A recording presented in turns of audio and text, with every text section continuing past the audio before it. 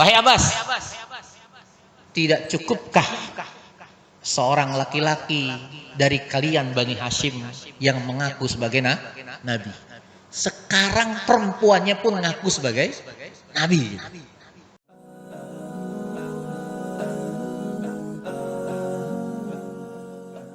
Bismillahirrahmanirrahim. Assalamualaikum warahmatullahi wabarakatuh.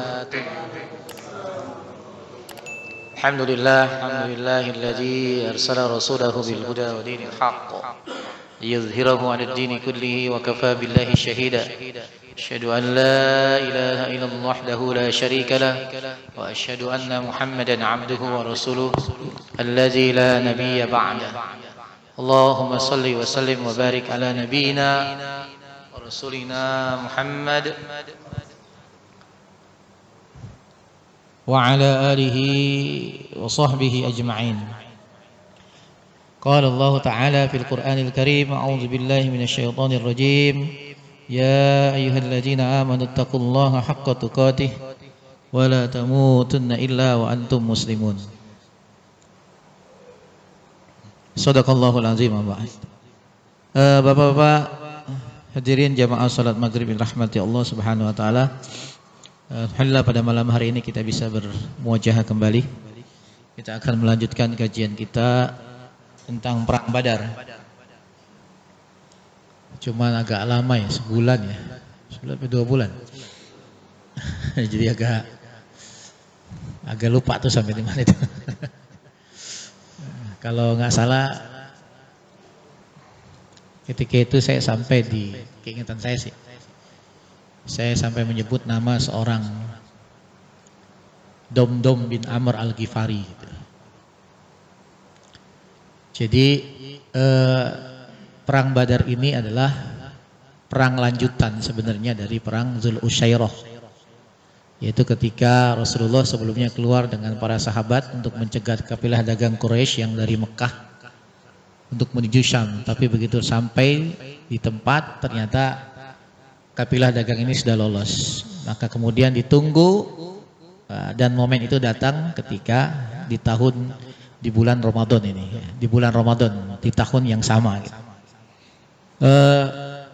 Maka Rasulullah bersiap-siap untuk keluar dengan para sahabat beliau untuk mencegat kafilah dagang Quraisy. Saya sampaikan kemarin agar kita tidak salah dalam menilai, bukan berarti Islam menghalalkan, membolehkan merampok gitu ya.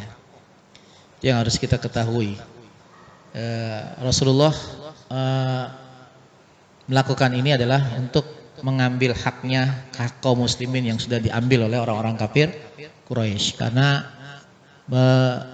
sebagian dari kafilah dagang yang dibawa oleh orang-orang Quraisy ini adalah diambil dari harta-harta kaum muslimin yang dirampas gitu ya, yang ditinggalkan oleh kaum muslimin hijrah ke Madinah seperti itu.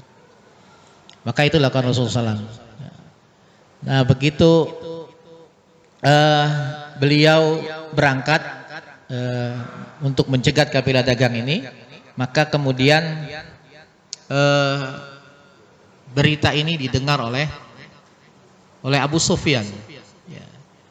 Jadi Abu Sufyan mendapatkan berita bahwasanya ada rombongan dari Madinah ya, yang berniat untuk mencegat kafilah dagang ini. Maka kemudian Abu Sufyan membayar orang namanya Domdom bin Amr al-Ghifari untuk lebih cepat menuju ke Mekah, mendahului kafilah dagang ini. Dengan perintah, sampaikan berita ke Mekah bahwasanya kita dalam bahaya dan tolong kirim bantuan untuk bisa lepas dari gangguan ini. Jadi perintah Abu Sufyan seperti itu. Maka berangkatlah Domdom. Nah ketika itu saya sampaikan, kita tinggalkan dulu Domdom yang sedang menuju ke Mekah. Kita langsung menuju ke Mekah. Begitu di Mekah, maka isyarat-isyarat kekalahan kaum kafir Quraisy dalam perang Badar itu sudah terlihat. Salah satunya riwayat menyebutkan dalam Sirah Ibnu Hisham bahwasanya bibi Rasulullah SAW yaitu Atikah bin Abdul Muthalib bermimpi, ya, di mana dalam mimpinya dia melihat ada seseorang yang masuk ke dalam kota Mekah, lalu sambil dia berteriak di tengah orang banyak, wahai Quraisy, songsonglah kematian kalian dalam tiga hari. Songsong kematian kalian dalam 3 hari. Lalu setelah itu orang itu langsung menuju ke masjid dan orang-orang semua mengikutinya. Begitu sampai di masjid, dia berteriak lagi, wahai Quraisy, songsonglah kematian kalian dalam 3 hari. Setelah itu dia langsung naik ke Jabal Qubais. Maka di Jabal Qubais dia sama berteriak yang sama, wahai Quraisy, songsonglah kematian kalian dalam 3 hari. Setelah itu dia lemparkan batu besar dari atas Jabal Qubais, lalu batu itu meluncur dengan cepat ke bawah, dan sampai di bawah batu itu hancur menjadi debu, dan debunya itu memasuki semua rumah-rumah di Mekah. Semua rumah di Mekah dimasuki oleh debu itu. Tidak ada satupun. Ada riwayat lain mengatakan hanya ada dua kabilah yang tidak dimasuki, itu kabilah Bani Hashim dan kabilah Zuhrah. Riwayat lain menyebutkan begitu. Riwayat satu mengatakan semuanya, tapi riwayat kedua mengatakan 2 kabilah yang tidak dimasuki oleh debu tadi, yaitu Bani Hashim, yaitu keluarga Rasulullah dari pihak bapak, dan Bani Zuhrah itu keluarga Rasulullah dari pihak ibu. Seperti itu. Maka ini membuat resah Atikah bin Abdul Muthalib, bibi Rasul. Maka dia ceritakan keresahannya ini dalam mimpinya ini kepada saudaranya, itu paman Rasul, yaitu Abbas bin Abdul Muthalib. Dia ceritakan, wahai Abbas, aku bermimpi sangat buruk akan menimpa kaummu. Apa itu Atikah? Lalu diceritakan dari awal sampai akhir. Lalu, wah, mimpimu ini sebuah isyarat. Maka aku minta agar engkau tidak ceritakan kepada siapapun. Lalu kemudian setelah itu Abbas biasa berkumpul dengan teman-teman yang lain dari suku Quraisy. Salah satunya dia punya teman akrab namanya Walid bin Utbah bin Rabi'ah, yaitu anaknya Utbah bin Rabi'ah. Karena kedekatannya itu dia cerita. Padahal udah bilang jangan cerita-cerita, tapi cerita juga gitu. Biasa dari dulu ternyata.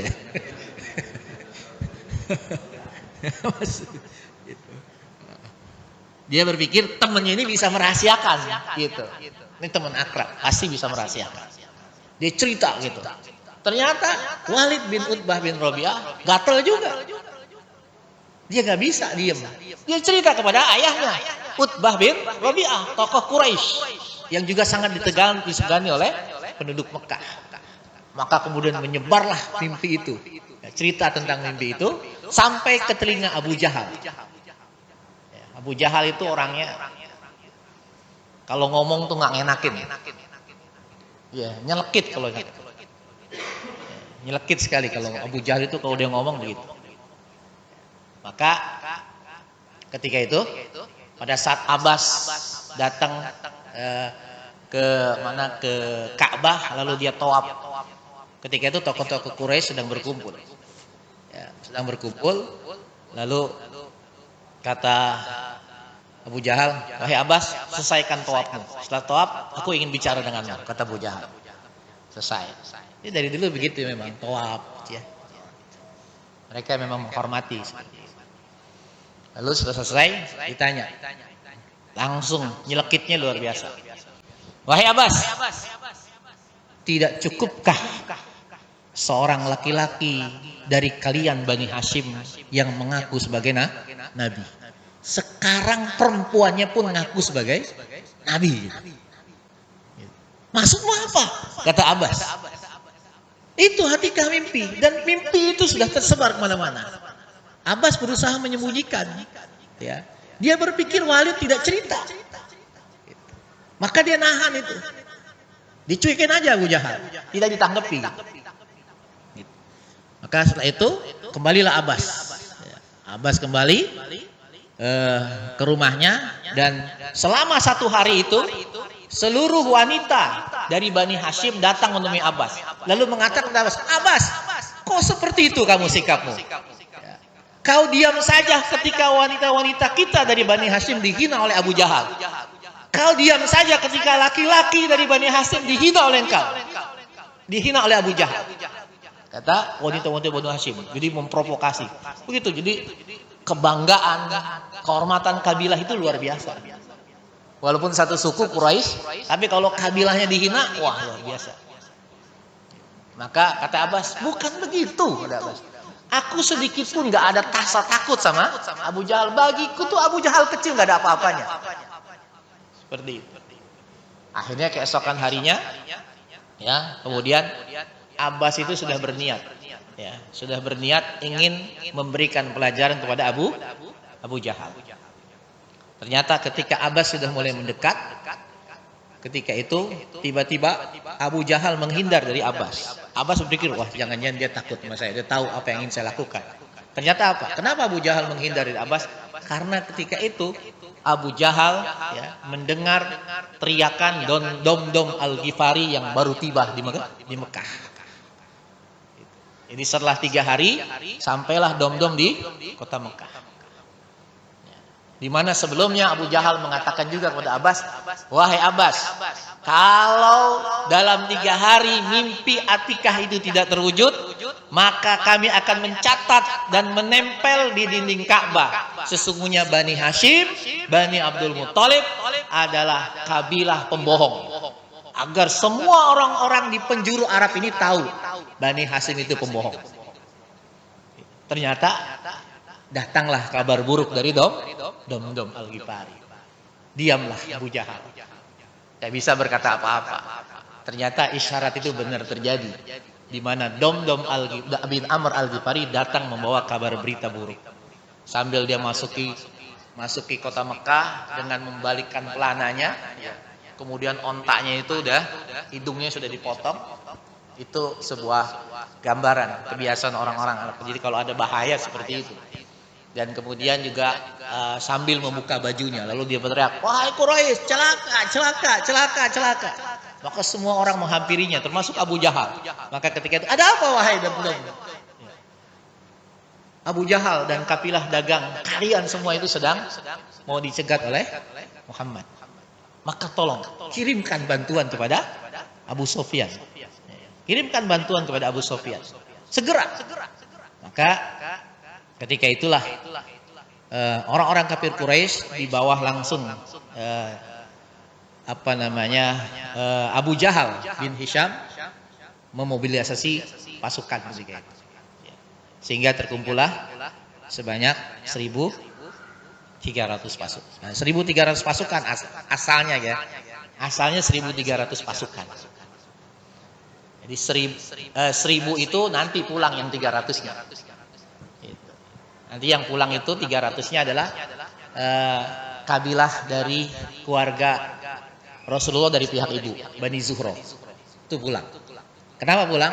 Karena sudah dapat kabar kemudian harinya dapat kabar bahwasanya Abu Sufyan selamat. Maka kata, wah kalau begitu kita nggak punya urusan lagi. Kita keluar ini dari Mekah menuju Badar, tujuannya adalah menyelamatkan kabilah dagang Abu Sufyan. Sekarang udah selamat, ngapain lagi? Udah kami balik aja. Seperti itu. Tapi ketika itu Abu Jahal nggak mau. Nggak. Kita akan terus sampai menuju ke Badar. Dan di sana kita akan pesta di Badar. Ya, kita akan tunjukkan kepada seluruh orang Arab bahwasanya inilah Quraisy. Itu yang dilakukan oleh Abu Jahal. Jadi emang agak berbeda Abu Jahal dengan tokoh-tokoh Quraisy yang lain. Nah itu yang terjadi. Ya, maka kembali lagi kita ke Abu Sufyan. Abu Sufyan sempat berpisah mendahului kafilah dagang untuk memantau keadaan di depan. Maka ketika itu dia ketemu dengan seseorang, ditanya, hei menurut kalian ada gak pasukan yang lewat sini, orang-orang yang lewat sini? Oh nggak ada setahu saya, hanya ada 2 orang yang sempat mampir di sini, lalu setelah itu kedua orang itu pergi. Maka di mana tempat kedua orang tadi berhenti? Di sana, lalu dikejar oleh Abu Sofyan. Maka begitu didapati tempat yang diduga inilah tempat berhentinya dua orang tadi, kemudian Abu Sofyan pun mengambil kotoran unta yang ada di situ, lalu diremas-remas. Diremas-remas kotoran unta itu, ternyata keluarlah biji korma. Begitu biji korma itu keluar, diambil, dicium.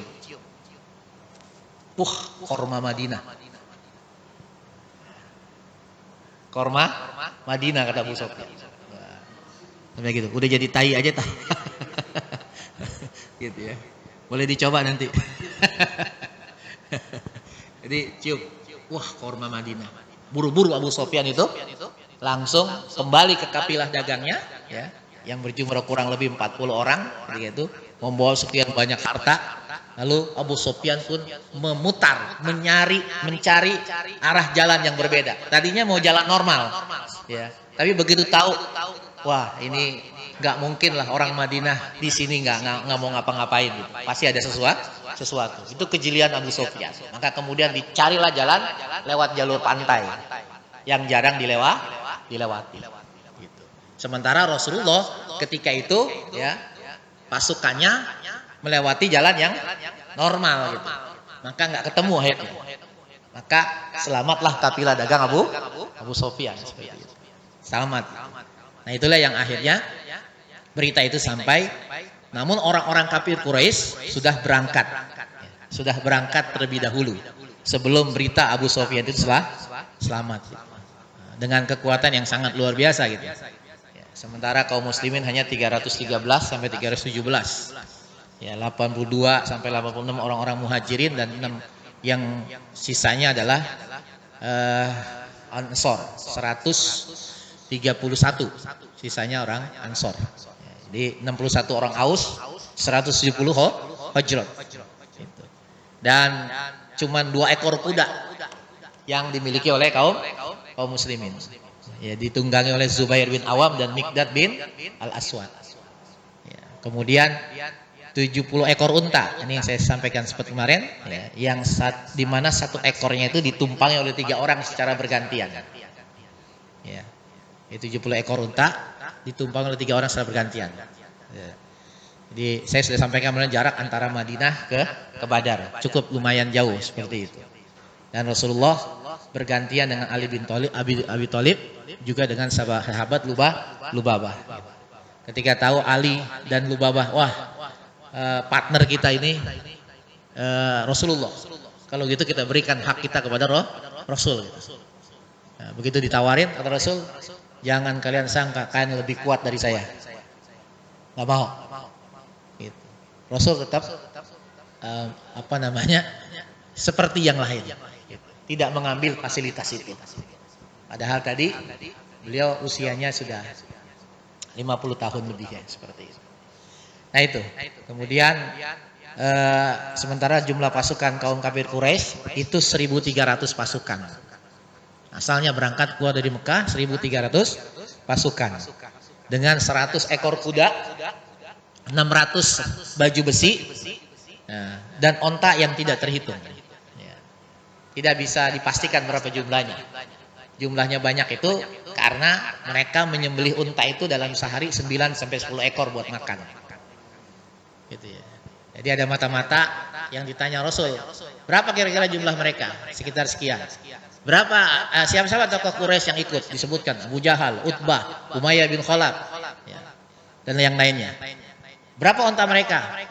Kami tidak bisa, kata orang tersebut yang ditanya, aku tidak bisa memastikan berapa ontanya, tapi yang pasti mereka menyembelih di setiap harinya itu 9 sampai 10 ekor unta. Maka Rasul sedang menghitung, jumlah mereka 1.000 kata Rasul. Kurang lebih 1.000 kata Rasul. Jadi hitung seperti itu. Dan langsung panglima tingginya lah Abu Jahal bin Hisham. Nah, ketika Rasulullah mendengar bagaimana Quraisy itu merespon dengan sangat luar biasa, di luar dugaan sekali. Ya. Niat Rasul bukan untuk berperang, mencegat kafilah dagang. Maka awal tidak ada kewajiban ketika itu untuk ikut dalam perang Badar. Di bahasanya sukarela. Jadi tidak diwajibkan untuk berangkat dalam Badar itu. Karena niatnya cuma mencegat. Maka banyak para sahabat yang juga tidak ikut. Terutama dari kalangan Ansor. Tak ikut. Maka nanti mereka istilahnya dalam tanda kutip balas dendam nanti menjelang perang Uhud. Ya. Perang Uhud itu kan nanti asalnya Rasulullah mau defensif. Nggak mau keluar dari Madinah. Nggak mau. Kenapa? Karena Quraisy sudah dekat. Ya, jadi Quraisy itu sudah jalan. Begitu Rasul mendengar berita, itu kafir Quraisy masih di Madinah Rasul. Itu kafir Quraisy sudah mau dekat Madinah. Maka Rasul ingin lebih memilih bertahan di Madinah sebenarnya gitu. Apalagi ditambah lagi beliau bermimpi. Dalam mimpinya itu kata Rasul, aku memasukkan tanganku ke dalam baju besi yang kokoh. Terus aku melihat dalam mimpiku beberapa ekor sapi disembelih, onta disembelih.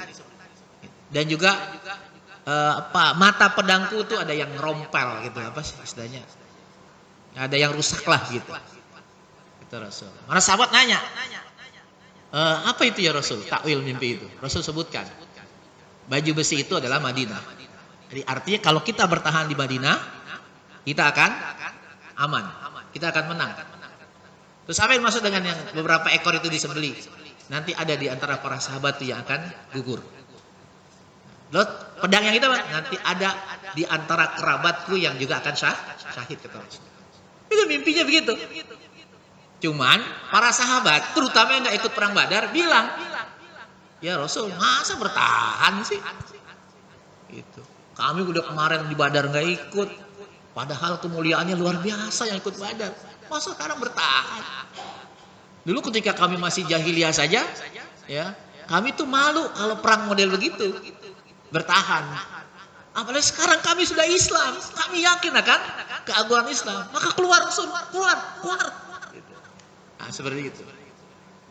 Jadi ketika di Badar itu tidak ada keharusan untuk ikut karena niatnya mencegat kabilah dagang. Ternyata tapi begitu sudah di perjalanan ternyata terdengar kabar respon orang-orang Mekah sangat luar biasa, mengerahkan pasukan dalam jumlah besar. Maka ketika itu Rasulullah pun bermusyawarah dengan para sahabat. Dan musyawarah Rasul ini yang disebutkan dalam surat Al-Anfal di antaranya. Kama akhrajaka rabbuka min baitika bil haqq wa inna fariqan minal mu'minina lakarihun yujadilunaka fil haqqi ba'da ma tabayyana ka'annama yusaquna ilal mauti wa hum yanzurun. Ya, jadi kata Allah Subhanahu wa taala, sebagaimana Tuhanmu menyuruhmu pergi dari rumahmu dengan kebenaran, meskipun sungguhnya sebagian dari orang-orang yang beriman itu tidak menyukainya. Jadi ketika mau melanjutkan itu setelah mendengar kabar respon orang kafir Quraisy itu kaum muslimin terpecah. Terpecahnya artinya apa? Ada yang tetap bersemangat untuk berangkat, tapi ada juga yang takut gitu. Kayak kemarin waktu ditanyakan kan seperti itu. Apa sebabnya? Gitu. Karena tadi secara jumlah begitu. Ya, jadi mereka membantah Muhammad. Rasul nggak usah lanjutkan. Gitu. Sebagian mengatakan begitu. Setelah nyata bahwa mereka pasti menang. Ya, seakan-akan mereka dihalau kepala kepada matian sedang mereka melihat. Jadi kenapa sebagian dari mereka takut untuk melanjutkan? Karena tadi jumlah pasukan musuh yang banyak, ya, jumlah mereka lebih sedikit. Jadi seolah-olah kalaupun mereka tetap berangkat, seolah nganterin nyawa. Nganterin nyawa. Itu yang Allah sebutkan. Ka'annama yusaquna ilal mauti wahum, yang seolah-olah mereka mau ngantri nyawa saja kalau maka terjadi ada yang membantah Rasul ketika itu untuk tidak melanjutkan. Maka Rasul pun bermusyawarah, ya, dengan kaum muhajirin, dan respon orang muhajirin sangat luar biasa kan. Ya, kata mereka, imdi lima arakallah panahnu ma'aka. Berjalannya Rasul sesuai dengan yang Allah arahkan kepadamu, ya, dan kami akan bersamamu. Wallahi la naqulu laka kama qalat banu Israil li Musa idhab anta wa rabbuka faqatila innaha huna qaidun. Maka kami tidak akan pernah mengatakan sebagaimana yang pernah dikatakan oleh Bani Israel kepadamu Musa. Pergilah kamu berdua dengan Tuhanmu, berperanglah kamu berdua, kami duduk di sini. Kami tidak akan pernah mengatakan itu ya Rasul. Maka pergilah Rasul, berangkat, kami akan menyertaimu. Rasul biasa menanggapi orang muhajirin. Ya, wajar kalau orang muhajirin begitu, karena mereka emosinya lebih, ikatan emosional lebih tinggi gitu. Maka Rasul diam setelah itu, sambil mendoakan para sahabat yang bersemangat gitu. Lalu Rasul melirik ke arah orang-orang Ansor. Orang-orang Ansor dilirik oleh Rasul.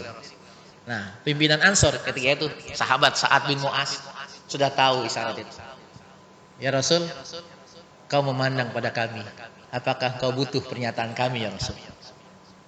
Kata Sa'ad bin Mu'az. Iya, katakan wahai Sa'ad bin Mu'az. Maka responnya pun luar biasa. Kenapa Rasul agak ragu dengan orang-orang Ansor? Bukan meragukan keimanan. Karena istilahnya kontraknya ketika Bai'atul Aqabah itu, kontraknya adalah akan menjaga Rasul dari siapapun kalau berada di dalam Madinah. Maka Rasul ingat itu, bai'atnya gitu. Nah sementara ini mau keluar. Nah berarti kan harus ada bai'at baru kan gitu. Jadi komitmen Rasul itu. Maka Rasul dia. Gitu. Ya silakan katakan. Ya. Maka luar biasa jawaban dari pernyataan dari Sa'ad bin Mu'az. Gitu. Kita tahu Sa'ad bin Mu'az ini siapa ya? Masuk Islam itu tahun 12 kenabian. Atas dakwah dari Mus'ab bin Umair. Asalnya mau membunuh Mus'ab bin Umair, tapi diajak dialog, akhirnya tertarik dan masuk Islam. Gitu. Salah satu pemimpin kaum Ansor. Dan nanti meninggal dunia setelah perang Ahzab. Berarti tahun 5. Tahun 5 Hijriah. Artinya umur keislamannya nggak lama. Masuk Islam tahun 12 kenabian, meninggal dunia tahun 5 Hijriah. Jadi kurang lebih 6-7 tahun saja umur keislamannya. Tapi apa yang terjadi ketika dia meninggal dunia? Rasulullah menginformasikan arasy-Nya Allah bergetar. Jadi arasy-Nya Allah bergetar ketika Sa'ad bin Mu'az meninggal dunia. Seolah arasy Allah itu menyambut ruh dari Sa'ad bin Mu'az. Inilah kalau yang saya bahasakan umur yang penuh dengan keberkahan. Umur keislamannya enggak lama, tapi keutamaannya luar biasa. Ya, jadi kalau berkah itu dalam bahasa, kalau pakai bahasa ekonomi, modal sedikit, untungnya banyak, dapatnya banyak. Sa'ad bin Mu'az cuma 6-7 tahun masuk Islam. Beda sama kita. Berapa tahun kita jadi orang Islam? Belum ada isyarat-isyarat ya Pak. Jadi Sa'ad bin Mu'az begitu meninggal dunia, kata Rasul, arasy-Nya Allah bergetar. Maka kita harus pelajari itu tentang pribadi dari Sa'ad bin Mu'az. Kenapa sampai seperti itu? Maka kata Sa'ad bin Mu'az, wallahi laka annaka turiduna ya Rasulullah. Demi Allah, engkau seolah-olah menginginkan kami bicara ya Rasul. Kata Rasul, ajal, silakan kau bicara wahai Sa'ad bin Mu'az. Qal, lalu Sa'ad bin Mu'az mengatakan, faqad amanna bik, fasadaqnaka wa syahidna anna ma ji'ta bihi wal haq. Ya Rasul, kami telah beriman kepadamu ya Rasul. Kami membenarkan apa yang kau bawa ya Rasul, dan kami menyaksikan apa yang kau bawa itu adalah sebuah kebenaran. Wa a'tainaka ala dalik uhudina wa mathatikina. Dan kami telah berikan kepadamu ya Rasul janji-janji kami, komitmen kami ala sam'i wa ta'ah, untuk kami mendengar dan taat kepadamu. Famdi ya Rasulullah, maka berjalanlah ya Rasulullah. Berangkat ya Rasulullah. Sesuai dengan keinginanmu ya Rasul. Walladzi ba'atsaka bil haqq law istaradtu bina hadzal bahr wa khadattu la khatna. Seandainya ya Rasul, berangkatlah dengan jiwa yang menggenggammu dan telah mengutusmu ya Rasul. Seandainya engkau membawa kami untuk menyeberang ke lautan, maka kami pun akan ikut menyeberang. Ma takhallafa mina. Dan aku pastikan, kata Sa'ad bin Mu'adz, tidak ada satupun dari kami yang tidak berangkat. Menyalahi ya Rasul. Aku pastikan. Sampai kami bertemu dengan musuh. Innala sabrun fil. Kamilah orang-orang yang biasa bersabar dalam peperangan, kata Sa'ad bin Mu'adz. Wala Allah yurika minna ma tuqir bih ainuk. Maka mudah-mudahan Allah memperlihatkan kepada engkau ya Rasul apa yang menggembirakan dari tindakan-tindakan kami. Ya, jadi subhanallah, masya Allah, inilah pernyataan dari Sa'ad bin Mu'adz. Maka begitu mendengar Sa'ad bin Mu'adz menyatakan itu, Rasul semakin yakin untuk bersama-sama keluar menyongsong musuh seperti itu. Ya, jadi lengkap, Muhajirin, oke, tambah lagi Ansor. Sehingga sampailah Rasulullah di satu tempat, ya, di dekat Badar ketika itu. Ya. Lalu di sana Rasul melakukan kegiatan mata-mata sampai nanti hujan turun. Jadi ada satu hal yang dilakukan Rasul,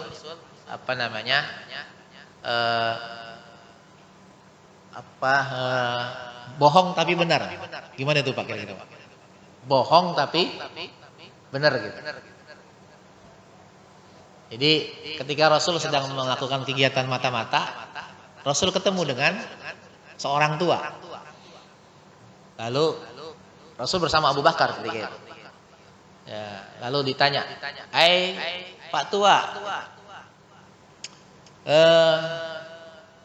tahukah kamu tentang..." Jadi Rasul seolah-olah tidak berposisi sebagai orang Madinah.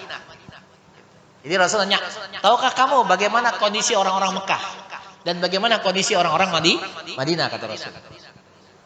Kata orang tua ini, "Aku tidak akan berikan informasi itu kepadamu sebelum engkau mengenalkan siapa dirimu." Maka kata Rasul, "Jelaskan dulu, nanti aku baru akan mengenalkan siapa diriku." Maka kemudian dijelaskan oleh orang tua tadi, menurut hitungan orang-orang Mekah berangkat hari ini dan hari ini dan harusnya di hari ini sampai di sini dan di sini. Begitu juga menurut perkiraan orang-orang Madinah berangkat hari ini dan harusnya hari ini sampai di sini. Dan itu persis banget apa yang dikatakan oleh orang tua tadi. Persis banget. Bahwasanya ketika itu orang kafir Quraisy sudah sampai di sini dan Rasul sudah sampai di situ. Tapi dia tidak tahu siapa yang berkata dengannya. Dan seperti itu. Maka setelah dapat informasi itu, kata orang tua tadi, "Sekarang kau kenalkan dirimu." Maka apa jawab Rasul? "Nahnu minal ma." Kami dari ma. Langsung setelah itu Rasul pergi. Nah, orang itu mengatakan, ma Irak apa ma mana gitu ya. Ma di Irak apa ma di? Ya, jadi ada nama tempat namanya ma. Gitu. Al-ma. Maka kata orang tadi, ini ma yang dimaksud ma mana ya gitu seperti itu. Padahal yang dimaksud dengan ma di situ adalah kami berasal dari air, kata Rasul. Jadi satu bahasa multi interpretasi gitu. Jadi nggak bohong Rasul. Gitu. Betul dari ma gitu. Cuma persepsi yang berbeda. Yang dimaksud dengan ma Rasul, kita adalah berasal dari air mani seperti itu. Ya, nahnu minal ma.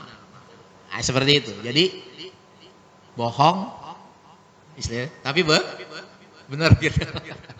Bohong tapi benar gitu. Nah, seperti itu. Nah, kemudian di tempat itulah kemudian hujan turun dan alhamdulillah kaum muslimin ketika itu mendapatkan posisi yang strategis, yaitu di dekat mata air Badar. Walaupun sebelumnya posisi yang diambil Rasul tidak di situ. Tapi ketika itu sahabat Al-Hubab bin Al-Munzir bertanya, "Ya Rasul, ini wahyu bukan? Engkau mengambil posisi ini." "Bukan, ini pendapatku saja," kata Rasul. "Bolehkah aku kasih pendapat?" "Silakan. Kalau bisa seperti ini dan seperti ini," kata Hubab. Ya, jadi kalau bisa kita dekat mata air Badar. Itu posisi yang paling strategis. Seperti itu. Maka akhirnya Rasul mengiyakan. Dan ketika itu sahabat Sa'ad bin Mu'adz, ya, itu mengusulkan kepada Rasul, ya Rasulullah, bagaimana kalau kita membuat satu tenda, ya, yang tenda itu diperuntukkan untuk engkau ya Rasul, ya untuk kau. Tujuannya apa wahai Mu'az? Sa'ad bin Mu'az, kata Rasul. Tujuannya adalah saat tahu kondisi kaum muslimin berbeda jauh secara jumlah dengan orang-orang kafir Quraisy, khawatir terjadi apa-apa, terutama pada diri Rasul. Maka ini harus dicari strateginya. Kalau terjadi apa-apa, Rasul itu bisa cepat diungsikan. Seperti itu. Itu pikiran Sa'ad bin Mu'az. Maka akhirnya Rasulullah menyetujui, silakan buat. Ya, maka dibuatlah semacam tenda. Ya. Dari situlah Rasulullah bolak-balik nanti mengkomando pasukan. Ya, membantu pasukan. Nah, di sekeliling tenda itu dijaga oleh orang-orang Ansor yang selalu berjaga siang dan malam. Khawatir nanti ada serangan ke tenda. Kata Sa'ad bin Mu'az, akan aku tempatkan orang-orang terbaik di sekeliling tenda ini ya Rasul. Nah itu menurut riwayat itulah satu-satunya peperangan yang Rasul dapat fasilitas itu. Karena tadi musuh yang mau dihadapi itu baru punya pengalaman, jumlahnya lebih besar, gitu. Khawatir terjadi apa-apa, dan Rasul menyetujui itu. Jadi Rasul bolak-balik nanti mengkomando, balik lagi seperti itu. Nah, kemudian di malam harinya Rasulullah ngecek ini nanti arena pertempuran di sini.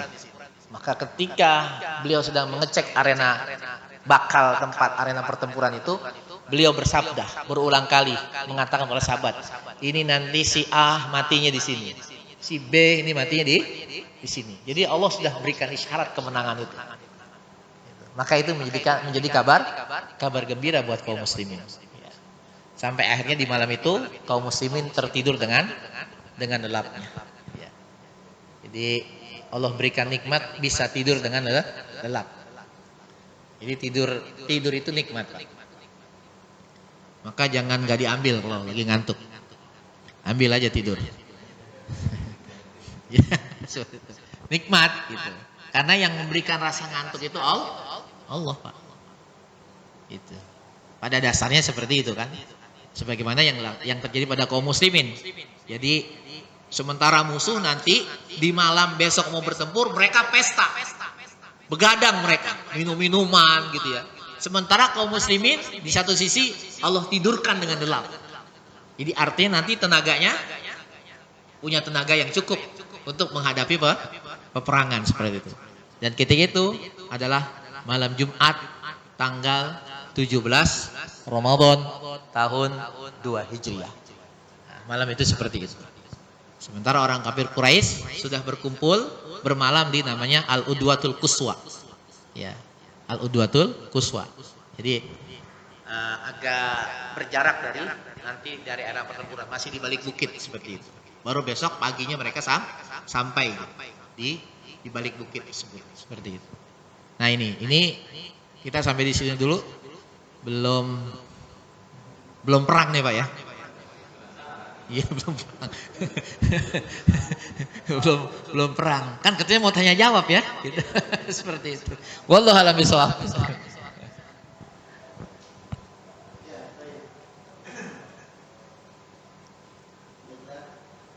Mungkin dari bapak-bapak, ibu-ibu ada yang memberikan pertanyaan?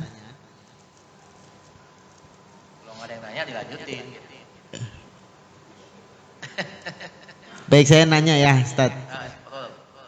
Tadi di awal cerita tentang mimpi dan terakhir ditutup dengan mimpi Rasulullah. Kalau pertama dibuka sama mimpinya Atikah, kalau yang terakhir ditutup dengan mimpinya Rasulullah tentang sahabat yang matinya di sini dan aura kemenangan yang akan didapat. Nah, bagi kita nih orang awam yang kemudian memperoleh mimpi baikkah atau mimpi burukkah? Bagaimana sikap kita untuk memandang sebuah mimpi tersebut, Ustaz? Apakah harus kita yakini kebenarannya gitu? Tapi gelisah juga nih, sering kita dengar cerita orang tua nih ngimpi ini, ngimpi itu gitu. Dia merasa gelisah. Ya kan suka kayak gitu orang tua kita. Terus kita juga seperti itu sehingga ada was-was. Terus kalau mimpi senang ya semangat gitu. Nah terus bagi kita nih bagaimana kita menyikapi sebuah mimpi sebagai seorang awam. Syukran jazakallah. Pertama, adab dalam Islam ketika bermimpi adalah kalau dia mimpi baik maka ceritakan. Bagi-bagi Pak. Ini jangan bagi duit, bagi mimpi aja enggak gitu. Jadi kalau mimpi baik ceritakan kata Nabi. Tapi kalau mimpinya buruk jangan diceritakan. Yang sering terjadi begitu sebaliknya. Kalau mimpi buruk cerita. Kalau mimpi baik enggak cerita-cerita. Seperti itu ya. Nah, kenapa? Salah satu alasannya karena orang itu secara tabiat, secara umum ya, itu nggak demen dengar berita buruk. Dia demennya dengar berita baik. Itu seperti itu. Itu adabnya. Ya. Yang kedua, kalau dia mimpi baik, maka bersyukur kepada Allah. Ya. Agar dan meminta kepada Allah agar apa yang ada dalam mimpinya itu benar terwujud seperti itu. Kan begitu. Nah, tapi kalau mimpi buruk, maka kata Rasulullah, adabnya adalah berlindung kepada Allah. Berlindung kepada Allah. Lalu meludah ke sebelah kiri kan gitu ya. Cuman hati-hati sebelah kirinya istri. Tuh, sebelah kirinya suami gitu ya. Ini harus pas gitu ya. Nanti takutnya benar-benar jadi mimpi buruk gitu ya. Begitu ngeludahnya salah. Kenapa saya dipukul? Dipukul gitu seperti itu. Nah gitu. Kenapa? Al-ahlamu sayyi'at minasyaiton. Mimpi-mimpi buruk itu dari setan kata Nabi SAW. Maka kita diperintahkan untuk berlindung seperti itu.